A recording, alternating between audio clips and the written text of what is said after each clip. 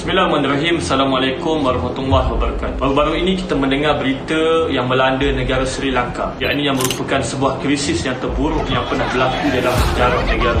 Kita lihat dalam berita, kita lihat rakyatnya mula mengejar ahli politik, membakar rumah-rumah ahli politik dan mereka merosakkan harta benda awam. Semua ini berpunca daripada masalah-masalah yang sedang berlaku di Sri Lanka. Apakah masalah tersebut? Masalah pertama adalah negara Sri Lanka sudah kehabisan wang. Pemerintah mereka sudah kehabisan wang, kerajaan mereka sudah kehabisan wang untuk menjana ekonomi. Masalah yang kedua, rakyat Sri Lanka mula mengalami kekurangan bahan makanan, keperluan bahan api dan juga ubat-ubatan keperluan harian. Dan masalah yang ketiga, mata wang negara Sri Lanka sudah pun jatuh dan ranak, ekonomi mereka telah pun musnah. Apa yang kita nak bincangkan pada malam ini ialah apakah sebenarnya punca kepada masalah yang saya sebutkan itu tadi. Maka tak lain dan tak bukan, punca pertama kepada permasalahan itu, yakni pertama sekali adalah negara Sri Lanka mengamalkan politik nepotisme.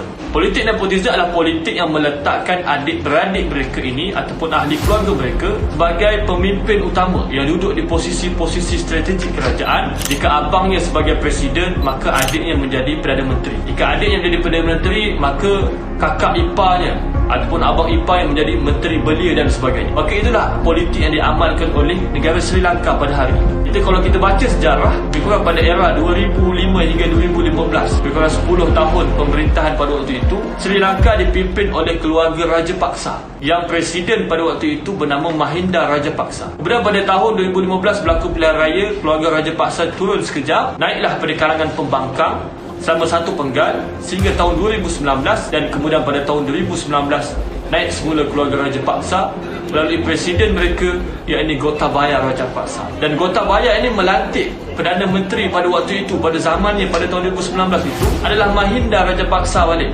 yakni abangnya yang pernah menjadi presiden sebelum dia. Dan daripada kalangan keluarga mereka ini, ada yang menjadi menteri belia, ada yang menjadi menteri kewangan. Maka mereka meletakkan ahli keluarga mereka ini sebagai kedudukan-kedudukan strategik dalam kerajaan. Dan inilah politik nepotisme yang diamalkan oleh Sri Lanka pada waktu itu. Politik nepotisme ini membuka ruang pada pemerintah untuk melakukan ketirisan, untuk melakukan rasuah, untuk melakukan korupsi, dan semua ini membuka ruang kepada kehancuran negara itu sendiri. Dan itulah yang sedang kita saksikan pada hari ini. Yang kedua, punca kepada masalah yang kita sebutkan tadi. Punca kedua adalah kerana aliran mata wang di Sri Lanka sudah menjadi negatif. Kenapa negatif? Kerana mereka lebih banyak menggunakan akses import berbanding ekspor.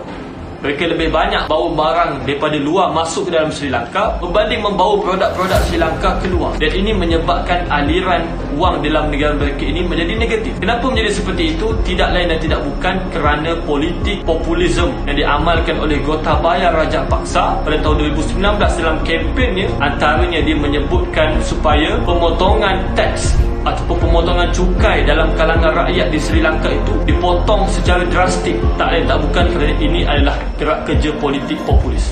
Dianggarkan lebih kurang 25% hasil pendapatan negara dipotong kerana pemotongan cukai yang kita sebutkan itu tadi. Yang kedua, Gotabaya Rajapaksa juga mewujudkan suatu perkara yang tidak wujud di negara lain, yakni mengamalkan 100% pertanian secara organik. Tidak ada negara yang mengamalkan pertanian secara organik 100%. Kalau kita lihat antara Jerman pun yang antara negara yang maju di Eropah menggunakan pertanian organik 10 hingga 15%. Tapi Sri Lanka menjadikan 100% pertanian secara organik, dan ini menyumbang kepada kerosakan institusi pertanian tersebut. Dan akhirnya negara Sri Lanka terpaksa mengimport beras-beras daripada luar yang tidak pernah dilakukan oleh Sri Lanka sebelum ini. Dan itulah yang menyumbang kepada aliran mata wang menjadi negatif di negara Sri Lanka sehingga ke saat ini. Dan dianggarkan lebih kurang 7 bilion hutang yang Sri Lanka perlu lunaskan pada penghujung tahun 2022. Reserve mereka sudah menjadi kosong dan mereka sini tidak lagi mempunyai wang untuk mengimport makanan daripada luar, dan itulah punca kepada